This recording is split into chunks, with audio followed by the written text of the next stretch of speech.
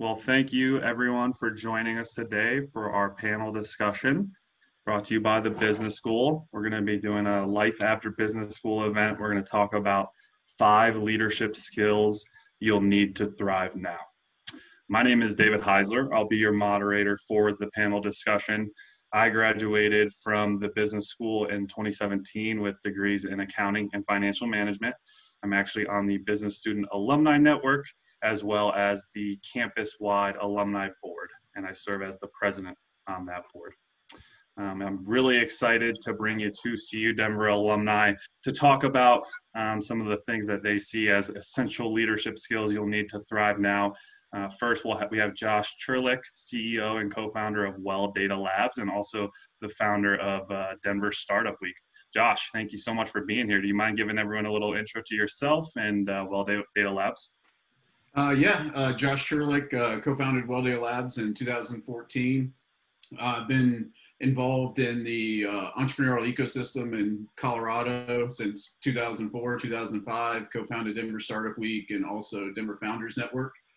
And a little bit about Well Data Labs. We build software as a service applications for the oil and gas industry to help them collect and analyze technical well data generated with sensors in the field. Awesome. Thank you. And to put you on the spot here a little, Josh, what was your most memorable experience while you were at CU Denver? You know, I was there for an MBA program, and we went to Europe for an educational program, and I thought that was fascinating and really interesting. Awesome. Cool. Thank you for sharing that with us. And our second panelist today will be Susan Heinsroth. She's the CEO and lead strategist at Sage River Consulting. She's also a faculty member at the CU Denver Business School. Susan, thank you for being here today. Really appreciate it. You mind giving everyone an intro to yourself? Sure. I'm a 1988 graduate from the MBA program with emphasis in management and finance. I left business school to go essentially into banking and then into the consulting world. So my early consulting career was with PricewaterhouseCoopers in their strategy practice. Then I left there and formed a consulting firm called Cornerstone Consulting Group, where I was a partner in a medium-sized firm, and sold my interest to my partners there and started Sage River Consulting 23 years ago. Our work at Sage River is really about guiding transformation in organizations. We do that through strategy and leadership development and team building and culture change projects. So I think, are you going to ask me the memorable question too? You know, I'm going to equally put you on the spot and ask you a different question because you've had some time to think about it. Wouldn't be fair if I gave you the same question. So What is the greatest lesson you learned while you were a student at CU Denver? I would say to use your voice. You know, oftentimes we sit in a classroom quietly with lots of thoughts running through our heads. And the more you use your voice, the more ideas get out. The more innovation is created, the more entrepreneurs like Josh and myself can flourish and nurture others in that world. Awesome. Thank you for that. Really appreciate it. And thank you both so much for being here today. One thing that I have always really appreciated about CU Denver is we have an unbelievable community. And that is evident today, having 2 really high level, very busy alumni taking time out of their day to join us all so we can get a little insight into their experience and how they see the world moving forward. So before we jump into the discussion, just want to touch base on some housekeeping things. We'll kind of go along and allow our panelists to go back and forth. I think we're going to take some questions as they're discussing. So if something they say really resonates with you and you want to go a little deeper on that, there is a Q&A function at the bottom of your screen where you can ask questions. Please go ahead and submit those. I'll do my best to get to those as we are going. We'll also leave a little time at the end to ask questions when we're done speaking about these items. So with that said, let's go ahead and begin. Josh and Susan, we're obviously in some pretty crazy and hectic times right now. unprecedented. We've never seen, some of the things in, I would say, the modern era that we're dealing with right now. So I think this is a great place to start. Let's talk a little bit about becoming more adaptable as a leader, flexible and resilient in really difficult times. And Josh, I'll let you take this one first. Yeah, I would say, things are changing so fast right now. Like, we have some employees that are looking for certainty, and it's really hard to get certainty right now because things are changing week to week. And I kind of go back to March. I made a note here. I went back to March 7th when thinking about this. And, that weekend, oil prices took a 30% drop. Our customers went into kind of shutdown mode. And we walked into the office that Monday, I think it was March 7th, and went right to a down case, did an all hands meeting.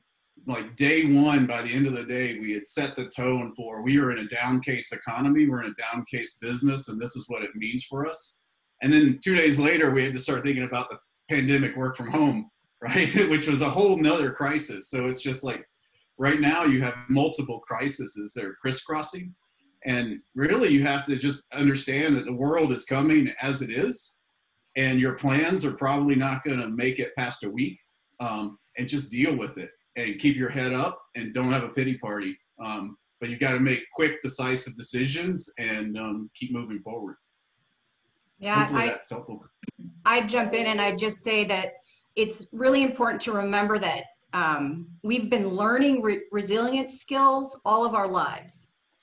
You have to learn resilience when you learn to tie your shoes, when you learn to ride a bike, when you're working to stick a routine on the beam or catch a down and out route pass, or speak in public, or write your story or tell your story. You're learning resilience skills all of your life. And I think it's a really important time to reflect back on those moments and kind of call back out the characteristics and the things that helped you get through.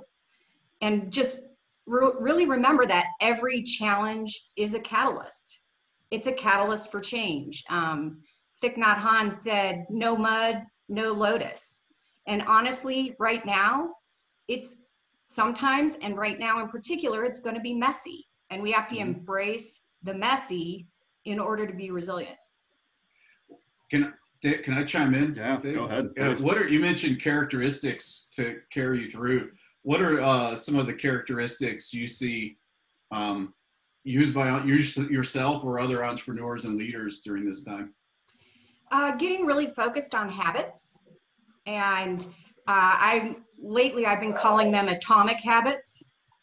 There's a book out by that title.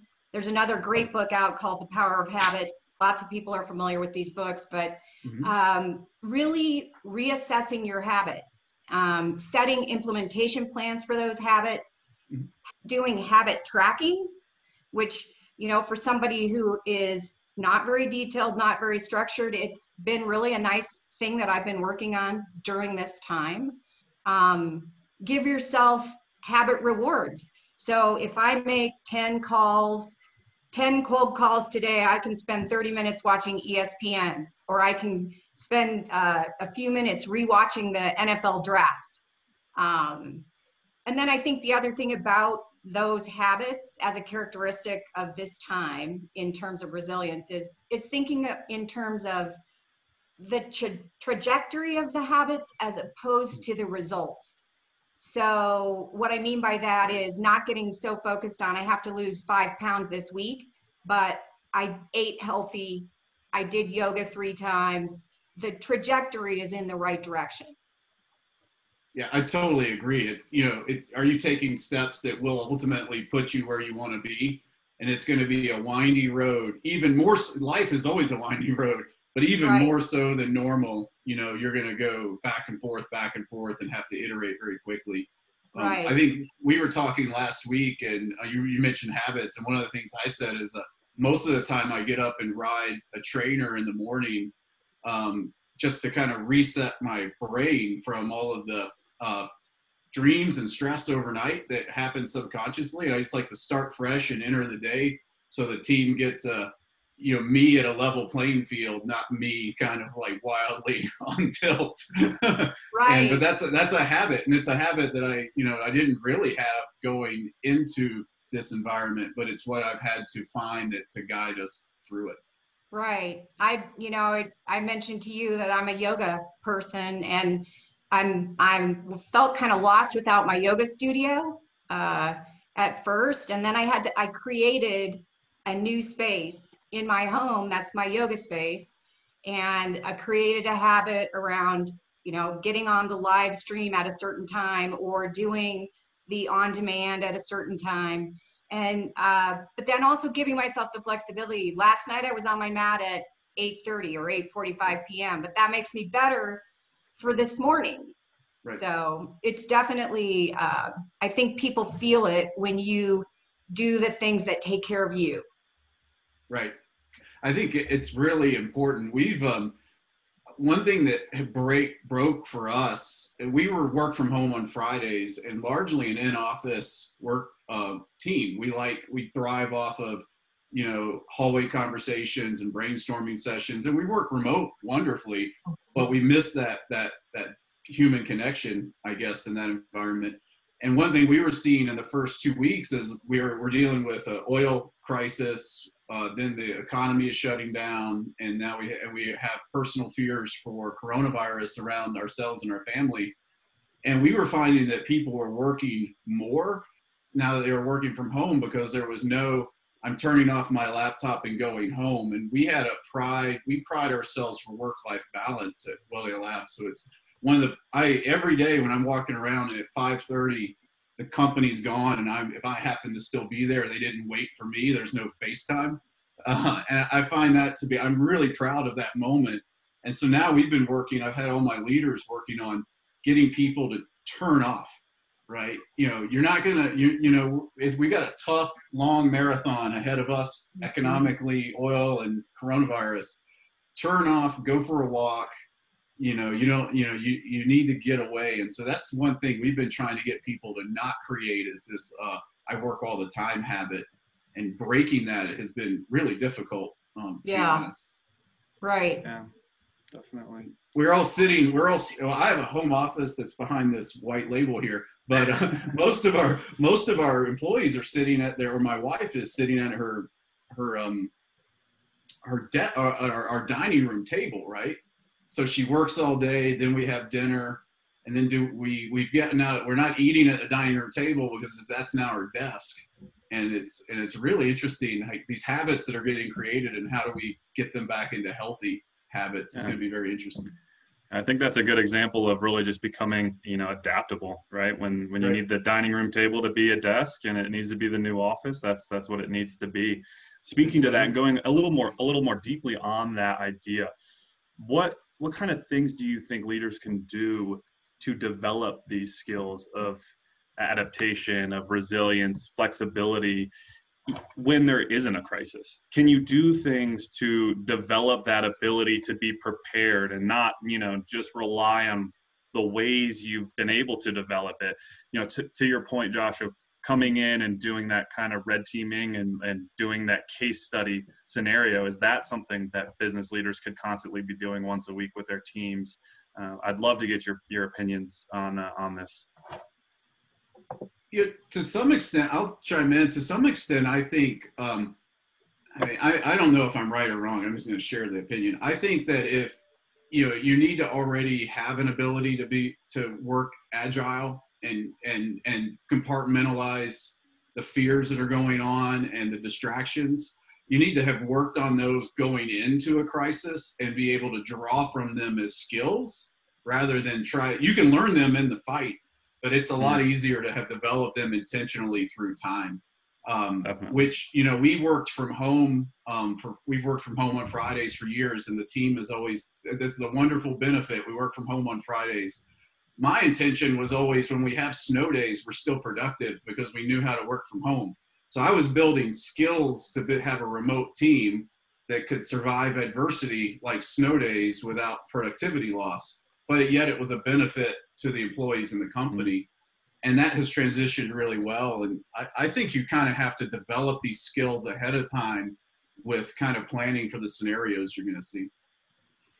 I guess I would add to that when unexpected change happens, it's pretty disruptive. And in some ways, the old you dies and a new you is born. So it's in recognizing that and accepting that right off the bat, like Josh's example of pulling his team together and doing a next case scenario plan. It's not about looking back. Mm-hmm. It's not about, oh my gosh, wait, what was back there? That was so much better. It's about giving yourself the opportunity to have the beginner's mind again, to be a baby, if you will, and grow. Have the growth mindset that allows you to also ask for and get the emotional and moral support you need while you're going through that time. So I guess the kernel there is the beginner's mind, recognizing that when there's unexpected change, essentially the old you dies and the new you has to be born. And that's where you focus your energy. Mm-hmm. Definitely don't make big decisions until you've got your legs under you, until you're at least the toddler stage. I totally agree with you on that kind of reborn analogy, because that's sort of how I viewed what we're doing is, we were reborn into a new entity like March 7th. Yep. Like we were new, the world is new. It wasn't what we had 2 days ago, 2 days before, and it won't be that way truly ever again. And it'll change forever, and we now have to adjust to what the world is. We had a moment in March where we were thinking about our budgets and how do we compare actuals against the down case, and then did we want to compare that also against what year is it, 2020 case? and I said, we will for the board, but for operating, that's a vanity metric now. It's unachievable. It's irrelevant. Leave it behind. Yeah. This is where we're at going forward. This is how we now judge ourselves. This is what we're using. Everything else is really for vanity. It's that, it's a new beginning. Right. William Bridges did an immense amount of study around the idea of transitions. And what you're talking about reminds me of his model, which is that every transition comes with an end. There is a neutral zone and then a beginning. The end is all that stuff about what am I letting go of? What am I giving up? What am I going to mourn? And, that old budget you had for 2020, you're having to let go and give up and mourn. The neutral zone is that period where you're all about trying things and testing things. But you got to be quick. If it doesn't work, right, kick it out. If it works, do more of it. The neutral zone is kind of an up and down, try things. I say fail fast and fail often, but try. And eventually you reach a point where you can feel and see the light of the new beginning. And that's Bridges' model, which literally is applicable pretty intensely at this moment, because we're all literally 100%, every organization, every industry is having to go through this transition. I mean, think about conference planners. I mean, that whole model has got to change. If you're a conference planner, they're never going to be the same. So what should you be doing right now in your neutral zone as a conference planning company, right? You should be thinking about how to be the best top-notch virtual conference planning firm in the world, and how to create a revenue stream from that. Totally. There's going to be things in there that that may generate revenue that before, in the past phase, you might not have considered in your business model, right? Right. But that's great. That was good ideology then. Right. It worked. We're at a different point in time. That's what's back there. Right. Exactly. Yeah. That's the end of the transition, right? Don't look back at that caboose. The neutral zone. Yeah, right. Definitely. And it doesn't, you can't make short-sighted decisions. You still have to have a long-term strategy and understand where you're going, but you have to be much more opportunistic about the path you take to get there, especially over the next 18 months. Yeah, totally. Well, thank you both for sharing on that topic. Let's move along here. We did get a couple questions coming in. I think they fit in with a couple of the other topics that we have. Please continue to submit questions. We'll definitely get to these as Josh and Susan talk about some of the topics that they fit in nicely. So, Josh, you had mentioned how you had originally had some of your team or all of your team working remote 1 day a week. And now, obviously, if you're working, you're probably working remote, especially within the jobs and the companies that you both run. So the next topic is something that I actually find very personally meaningful, because in my leadership experience, both in school and as an alum, I've always felt like one of my greatest responsibilities as a leader is to bring out the best in the people that I lead, figuring out ways to kind of grow and harness some of their skills to push the company forward. You can only do so much as a leader. You can only do X amount of work, right? There's only so many hours in the day, but building up the people around you is really what takes an organization to the next level, in my opinion. So how do you think as leaders today, especially within the context of working remote, how do you harness the creativity, the skill, that kind of drive for innovating and getting through new challenges among your team when you don't necessarily have the physical contact, that kind of, you're watching me work and leading by example type of thing? And Susan, why don't you go ahead and start us off here, actually? I think it's really important to, during this time, take a hard look at the MQ of work being done in your organization. And what I mean by that is the meaning quotient. Take the audit, take an assessment. Meaningful work matters, especially during times of crisis.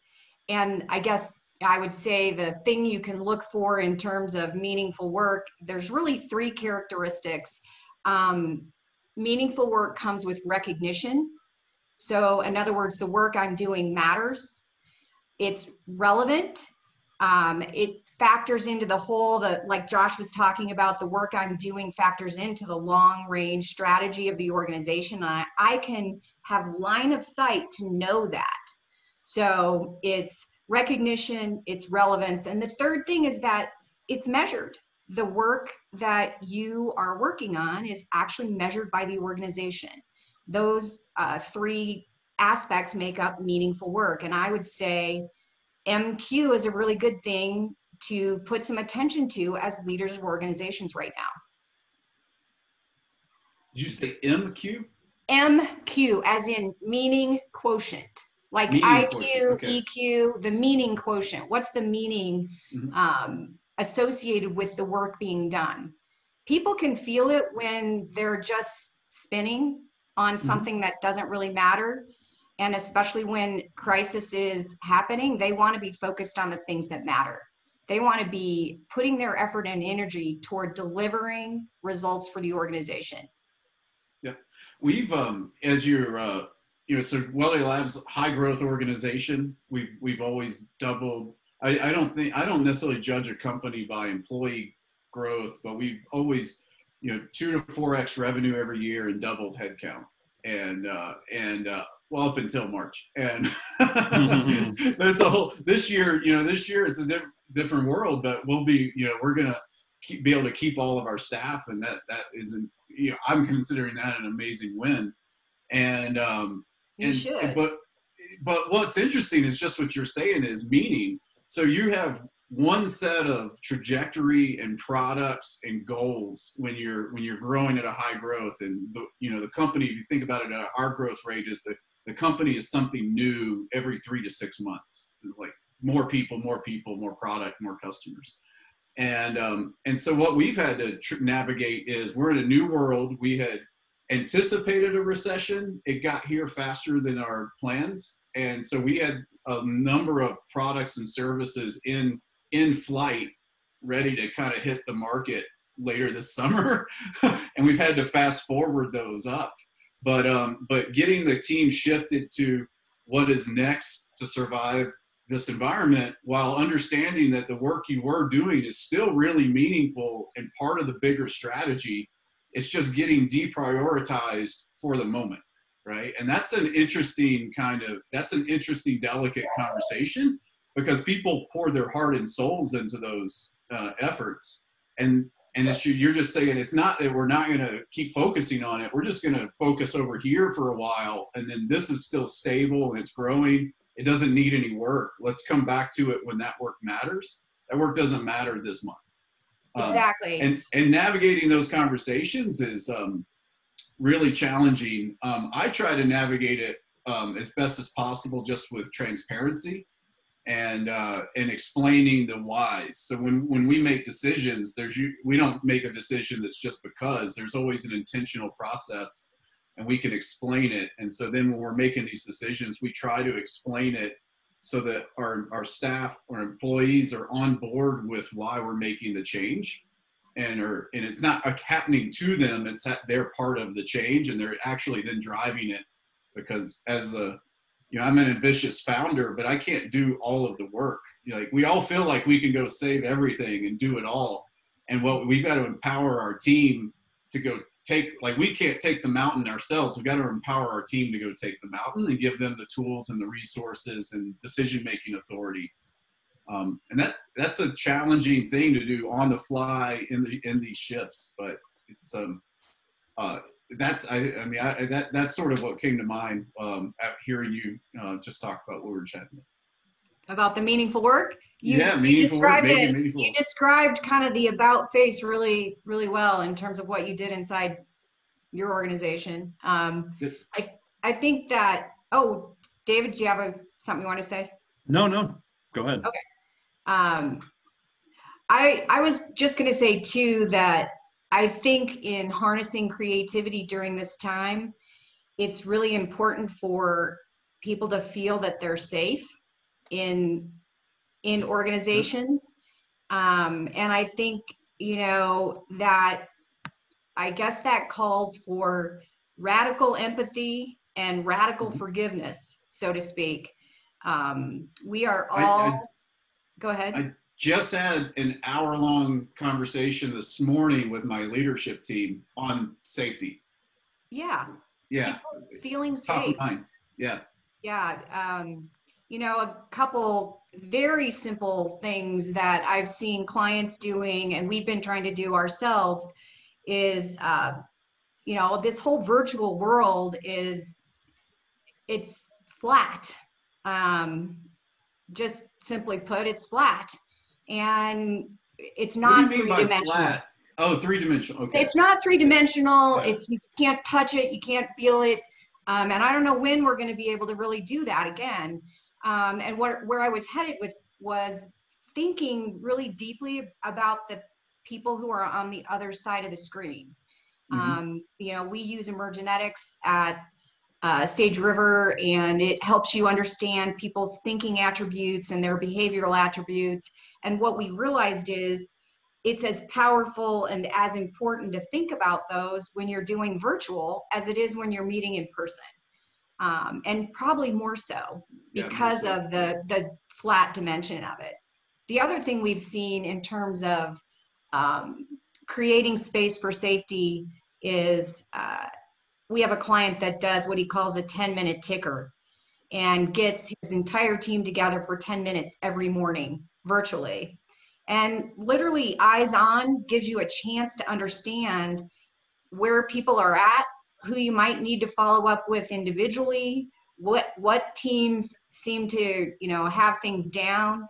I know his team really enjoys the 10-minute ticker because he's a pretty funny guy anyway. So to have this new 10 minutes each day together it's team bonding that's happening, but it's also creating safety. That's awesome. So you guys both kind of spoke to what you can do as leaders to bring out the best in your team, especially within this remote working environment. Now, kind of let's flip the script. This is a question from our audience here. So what do you think there are some things that individuals can do especially within the constructs of getting hired, interviewing, showing a leader, a hiring manager, that they're ready to work remote, they're ready to be engaged, they're really ready to add value in this kind of world that we're now living in. Whether that's things they can put on their resume, things they can do during the interview, anywhere in between those two. I can check. So we have we paused our hiring in March as a result of the economics for the year, but we did onboard a new employee who we had just hired in February, and I can't imagine changing roles through the second week of March. If, is there, like that. If I was, that seems terrifying to me. And so we just tried to create, again, we went to safety, trying to create a safe, welcoming space. As an employee trying to get hired, I think finding a company that so you're on the employer side, understand that with 20 million people unemployed, they are going to get fire hosed for every job opening in order to meet unemployment application requirements. So you're going to have to figure out how to stand above what is already a high volume before unemployment, and now it's a very high volume after this or during this. So I would say that it always goes back to networking. Anybody you know that can make an introduction, that's how you're going to get to the top of the list. And then figuring out how to stand apart in the way you present yourself. For us, like we hire for intellectual curiosity, kindness, and humility. And so if you are applying and we don't see those things, and we see things that tell us that you don't fit those, like we'll weed out on that. Mm-hmm. Most tech companies have a very similar set of matrix that they hire against, and it's usually documented somewhere, or you can interpret it from their job postings. So if you can figure out how to position yourself again, it needs to be authentic. You need to actually have those traits. But if you can highlight that you have intellectual curiosity, like one way to highlight that is, what do you nerd out on? Like, what do you do that isn't school? Are you an astronomer nerd? Do you go and do that? Do you collect like kitten pictures? I don't even care, but show me something that you nerd out on, because if you're not nerding out on something, you probably don't have as much intellectual curiosity as you think you do. And so I think highlighting odd, things that you might not typically highlight in order to set yourself up against core values of the company are probably how you stand out in this day and age. I'll let you know later this year when we get back to hiring. Right. That was a great description, Josh. I think one thing I would just emphasize is, to add to his key points, is that you need to be able to tell the story of what you've done with this time. Have you worked on habits?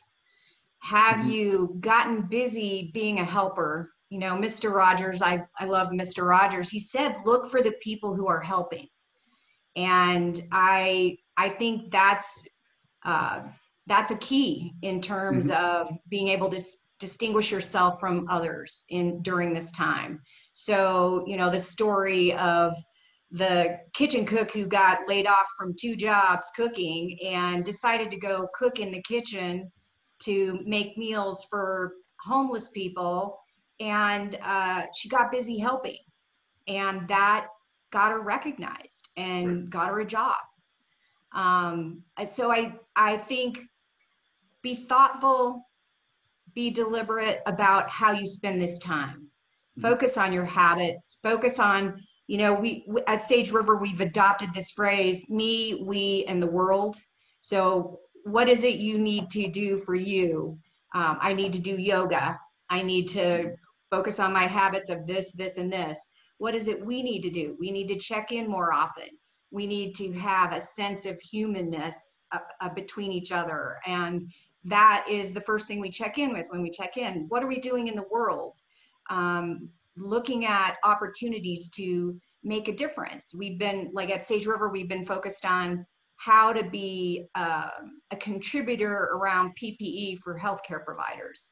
And, it's complex, and that's still on the development table. But the idea is thinking about, what am I going to do with this time while we are in crisis? And then what's the story I can share about that? What hurdles did I bump into? How did I overcome them? What new habits did I develop? What did I learn about myself that I was not paying attention to? And then how did I give back? How did I help? Whether that was even helping only in your family. That's as important as anything. So that's awesome. That's awesome. Yeah, I really love that. Me, we versus the world, or not versus the world, sorry, me, we, and the world kind of mantra. That's really great. Sorry, Josh, didn't mean to interrupt you there. Go ahead. No, I think no, that was perfect. I would add that coming through this and out of this, there are going to be a lot of people with gaps on their resumes, and it'll be, how did you use that time? You know, were you helping people? Who were you helping? Were you learning something? Right. Did you take data Python courses on Coursera? Yeah. What did you do with your time? Yeah. I think will set people apart.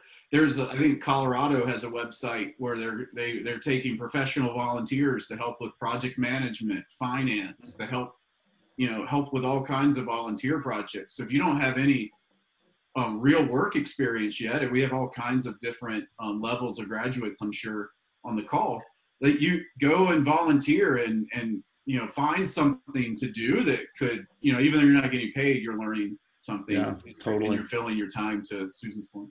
Yeah, totally. I think what I'm hearing from both of you, and it makes perfect sense, right? Like when you think about, whenever I think about trying to get a job or interviewing, I'm just always trying to put myself in their shoes.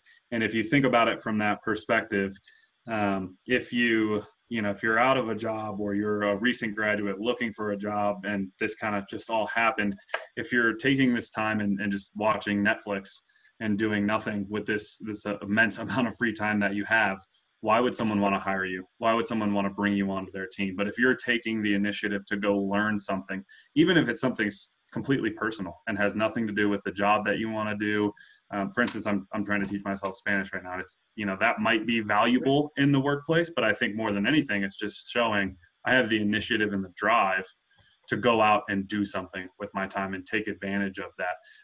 And being able to show that's the kind of person that you are. And that really would resonate with people. Yep.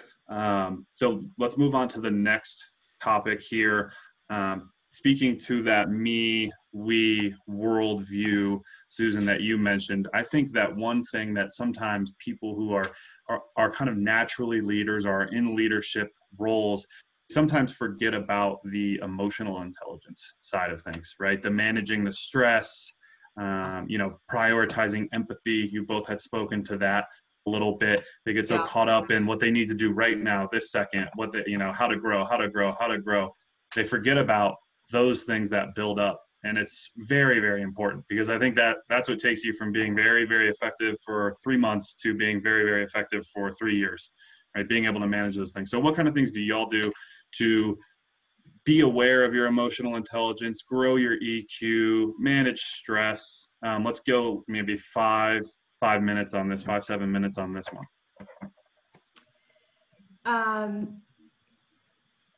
For me, working with others, the big thing is asking questions to clarify when you notice anything about the other individual. And look, it's a known fact that our emotions, when you have an emotion, the emotion itself lasts like 90 seconds. The rest of what happens is us feeding that emotion. So if it's fear, that's the emotion. If it's sadness, that's the emotion. If it's loss, that is the emotion.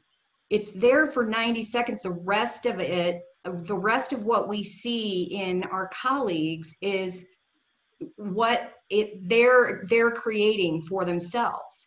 And so, it's about staying grounded. It's about asking clarifying questions. It's about listening, active listening. That doesn't mean doing this. It doesn't mean saying, And it doesn't mean thinking about your comeback. It means about really straight up listening and hearing and taking in and being willing to sit with what the other person has to say. Josh, I don't know, what do you want to add? I was going to say the same thing. We've had so many of these conversations in our company recently where it's just trying to understand that, our employees are dealing with real life personal fears, safety issues. Like we were just talking about how do we convey the position of the company in a way that inspires safety and the feeling of safety, and we're just going to do that by being even more open. We're already really transparent, and we're just going to go more transparent. Because what we were figuring out is, as a leadership team, we're digesting information faster and weeks ahead of time, and we need to give our company more time to digest and deal with some of the mourning of the information and how to orient. But I think it's understanding when you feel a feeling that you stop and you feel it. Yeah. And our business world isn't set up for that. We don't train people. We train people to not bring feelings into the workplace, not bring humanness into the workplace. I try to remind everybody that we're all humans and we should treat people like humans first, and deal with all of that up front and listen and truly try to understand the other person's position. I think I said this the last time we were chatting, but if people knew how often I use the word love in my leadership conversations or about my team or about just caring for people, they probably think I'm weird. I mean, because I tend to kind of use that a lot with how do we care for people, and we love our employees, we love our team. We still will make the difficult decisions through the time that we need to make, but we've got to be human first. Yep. And really embrace people and feel what they're feeling and feel what we're feeling. I love that you love. Yeah, I use it a lot, and I feel really weird sometimes when I use it, but it's just I just feel like it's the right message, and it's who I am. So that's what I use. Interestingly enough, in the leadership courses I've been teaching in the CU system, I always bring up the topic of love in the class, and I'm like, well, how many I ask people to raise their hands, how many of you have talked about love at work? And you can imagine what the classroom looks like. And I said, well, we're gonna talk about love because it's a real big facet of being a great leader. Right.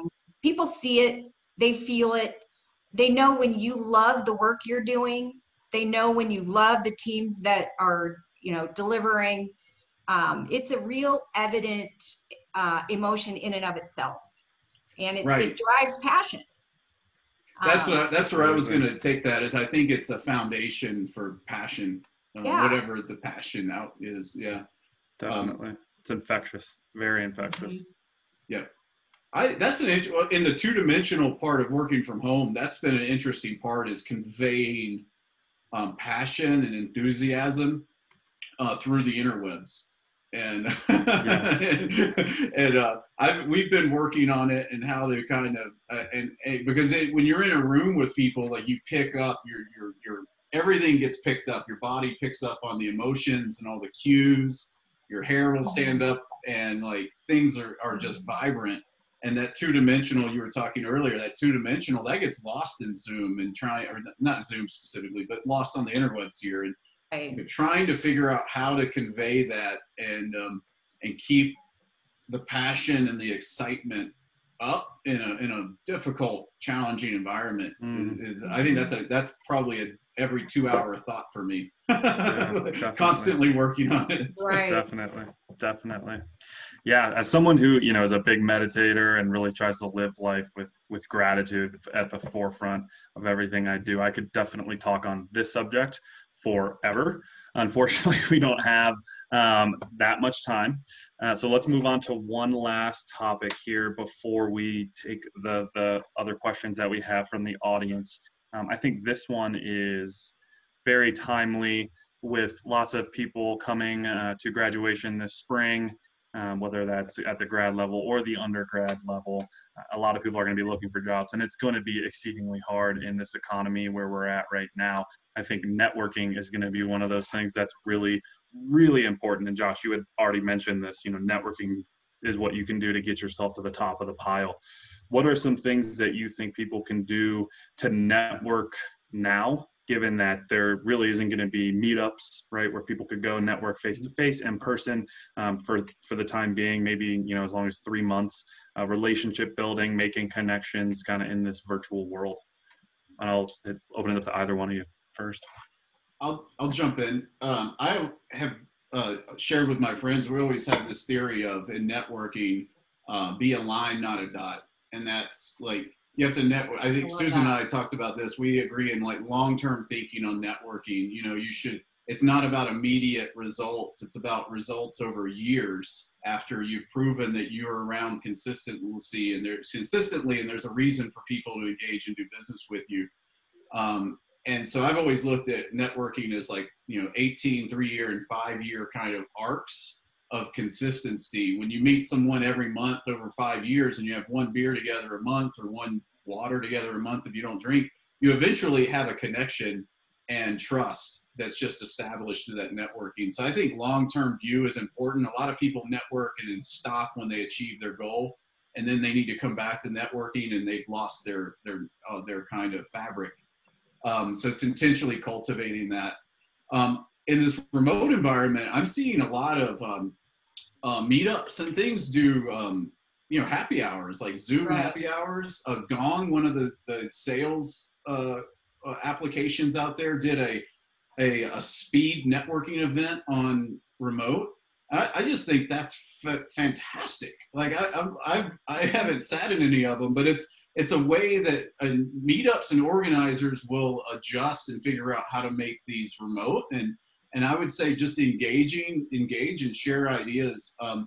I used to go to meetups before I started Denver Founders, and right when I was starting Denver Founders, and I would go because there were only 10 other people going, but I really cared about the network and the community building. And if I didn't show up, no one else would show up. And then by me showing up, someone else showed up, and then another person showed up. And then at some point you have critical mass.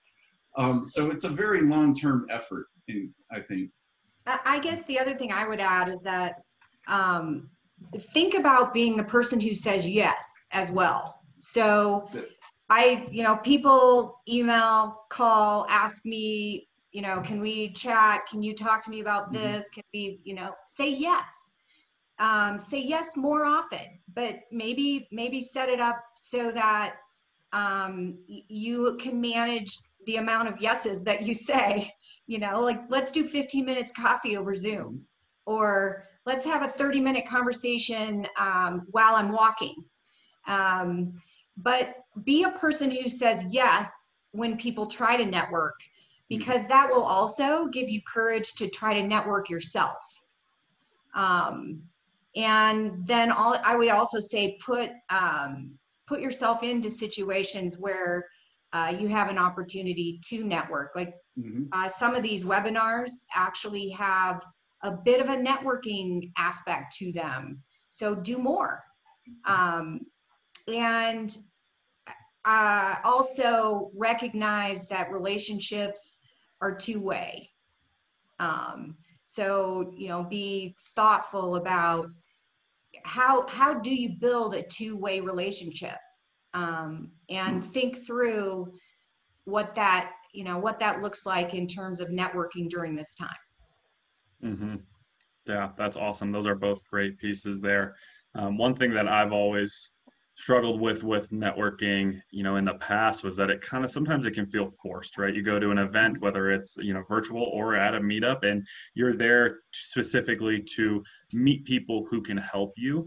And sometimes I feel like it gets a little salesy for me. So one mindset shift that I made that really helped was just really before I would even walk into the event, or, you know, maybe now it's opening your Zoom, is just repeat to myself, add value, expect nothing in return. Add value, expect nothing in return. And if you do that enough, people will recognize it and they'll really appreciate that. And that, speaking to your point of it being a two-way street, if you come with a solution to someone's problem, or if you can show you can add value, they're going to reciprocate more often than not. And slowly but surely, you know, it goes from, hey, what can you do for me, to, hey, I'm doing this for you. They'll eventually just want to do something for you, right? That's a great mantra. I love that. It's a little bit like have no expectations, but abundant expectancy. Oh, I like that. I love that. The way I handle, do something similar, I actually, in addition to adding value, my only expectation out of a networking event is I want to have one intelligent conversation.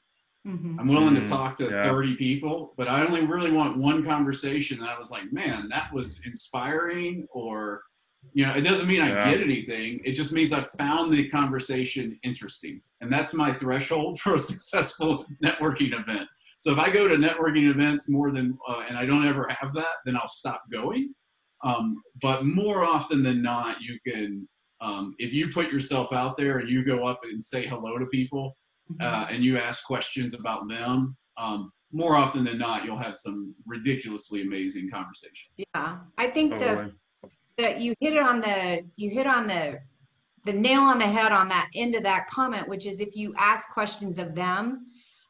Somewhere along the line in my career, somebody told me it's always better to be interested than interesting at networking events. People remember you if you're interested in them. Totally. Follow me? Absolutely. Yeah, totally absolutely. Agree. Definitely make it memorable, right? Make yourself memorable in some way. Definitely. You can ask almost anybody, what are you working on right now that you're very excited about? Yeah. It's a great question. Everybody has an answer to that question. Right. Boom, conversation's off and running. But there's a handful of those, and it's just finding the one that is you, right? And then ask that question, and you'll get a conversation rolling and meet some very fascinating people, and down the road you'll meet enough of them that then you have a network that's really powerful for you. I think you're muted. Good call. I had to make that mistake once, right? Thank you so much for answering all of those and talking a little bit about those topics. Let's go ahead and wrap up with some questions. We have 3 to answer here in the next kind of 3 to 4 minutes. So first one, now that we're in this really uncertain workforce, you know, the future is looking a little bit hectic, and the economy isn't going to be in the greatest of shape, even when we get through this pandemic crisis. What would be some things that you would do right now if you were to put yourself back in the shoes of, you know, fresh grads looking to start their career? What would you do to get your career off the ground?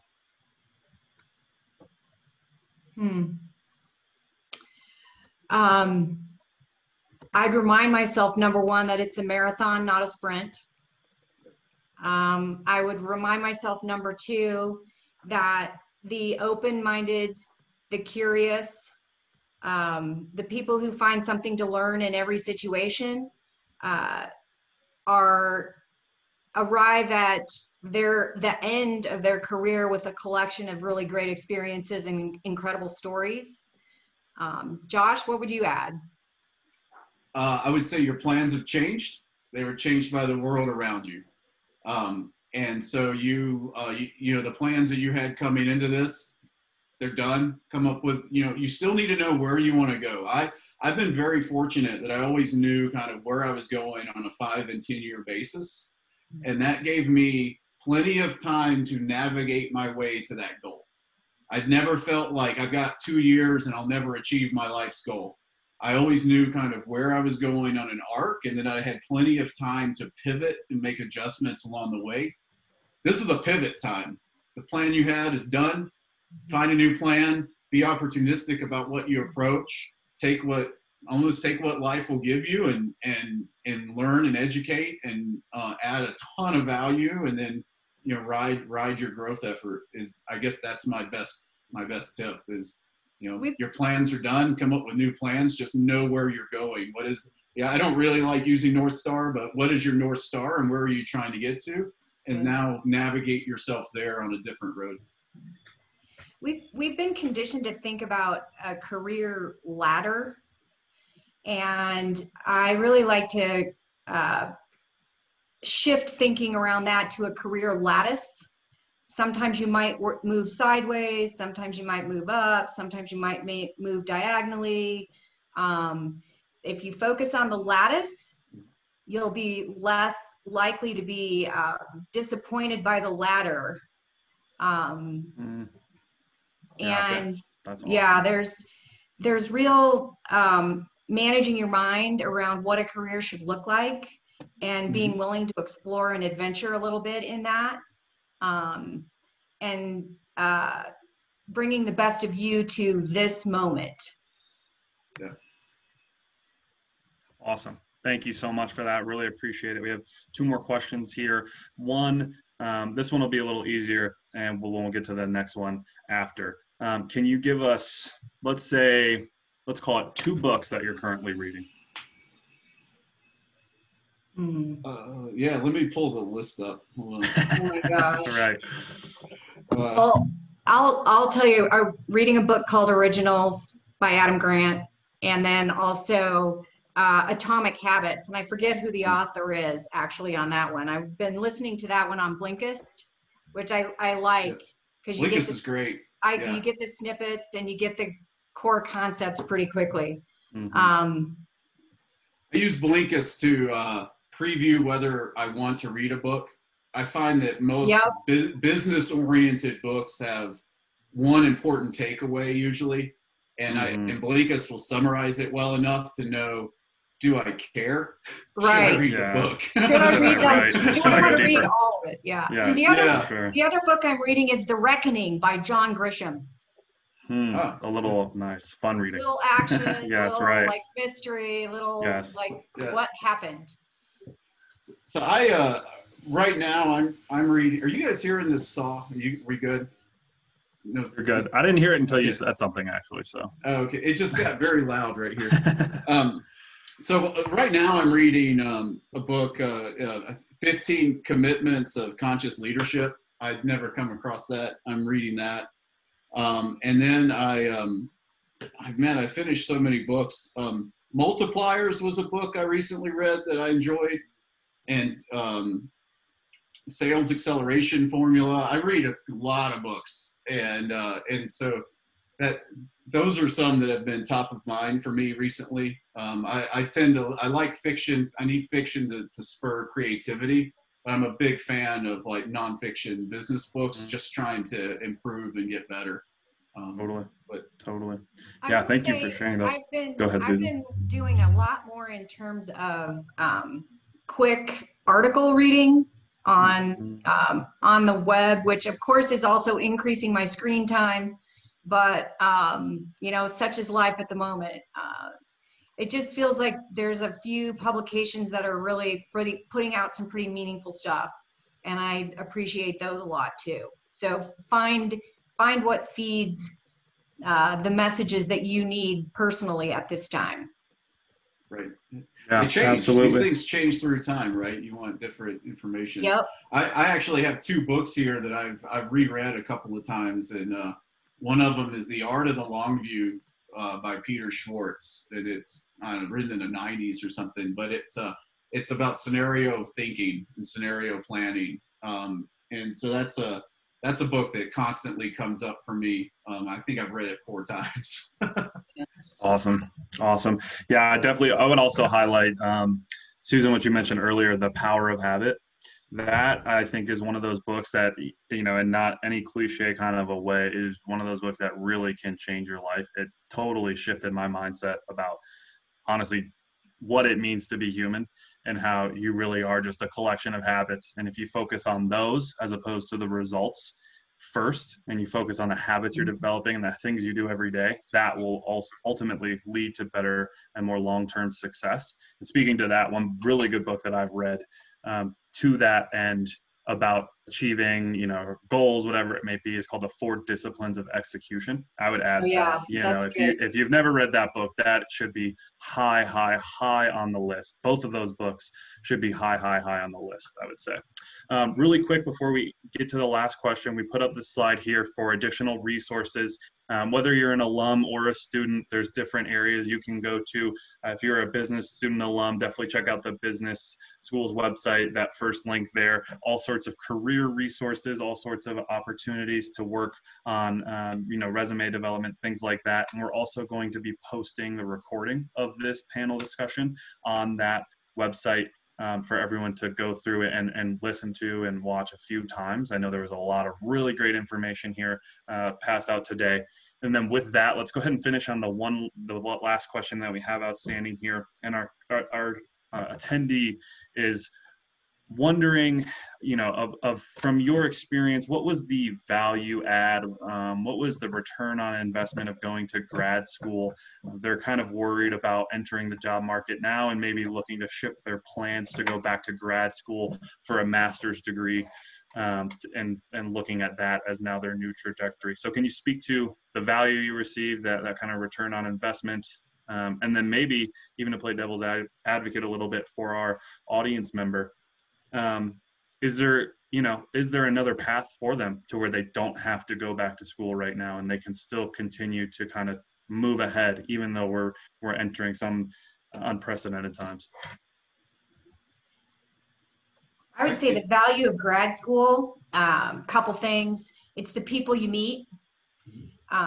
So if you're going to go to grad school, put on your, I'm going to network, I'm going to meet, I'm going to work with people, I'm going to learn how to be a great teammate, I'm going to learn how to lead a team, I'm going to learn how to be a follower. Immerse yourself in the people that you will come in contact with and experience the course content with. And the second thing I would say about the value of grad school is that it can spur your curiosity, your own curiosity about where you want to focus. And it gives you an introduction to those things in a way that brings them to life. Most of the classes have people who are working in it and working in the fields that might be of interest to you. So value of grad school, couple really good things: curiosity, life curiosity, people you meet, and skills you develop. Yeah, I totally agree. I went it was one of my goals to earn an MBA, but I used it as a journey through specific skill sets that I wanted to be better at as a entrepreneur. And so I chose kind of where I wanted to develop myself. And I think a student label, whether you're a grad student or an undergrad, is the most powerful key in the world, because you can email anybody and say, I am a student, I'm interested in learning X, would you do an informational phone call, video, totally. or coffee with me? And only ask, sorry, can I bleep me, only people that are not nice turn that down. It's the most wonderful key in the world to meet anybody you want to meet, but you've got to put yourself out there and have a story and have a clear ask. And as far as whether grad school has an ROI, it's your goal. What are your goals? If you need an MS in finance, as that question had, to achieve what you're going to achieve in your career goals, then by all means, go get an MS in finance. If you just need a little bit of finance knowledge, go get a certificate. There, you can take some of the same courses as the certificate, I believe. But school is also a good place to kind of just duck a little bit, lower your head, not get battered by the economy, and bide a little bit of time. But there's, I think it'll still be as competitive, at the end of the program as it is now, given the way the next couple of years probably look. But yeah, that's my guidance, is like, what are you going for? Is it, school's so expensive right now, is it an ROI for you and your career? For me, it was. I would do it all over again. Awesome. No doubt. I would do it all over again too. Great. It was a little different back in '88, but it was like $2 way back then. Yeah, I mean, actually, seriously, old buildings where the windows actually fell out, you know, so it was cool to see it grow and become this really beautiful institution. You weren't in that beautiful business school. That's probably for sure. That we have now, that we're fortunate enough to have now. No, I teach in that beautiful business school, That's though, nice. when we're all together. So yes. Awesome. Well, Josh and Susan, I just want to thank you again so much. Like I mentioned at the beginning, I think one of the most amazing things about CU Denver is we just have the best community around, and people willing to support and contribute to this community, really make it make the difference. So thank you again both so much for taking time out of your busy days. We all really appreciate that. Thank you to all of our attendees for showing up, and all of these things are going on. We really appreciate that. We're going to go ahead and close the panel. We're going to close the webinar now, but again, please check out some of these websites if you need resources, and thank you so much. Everyone stay safe and stay healthy. Bye. Bye-bye.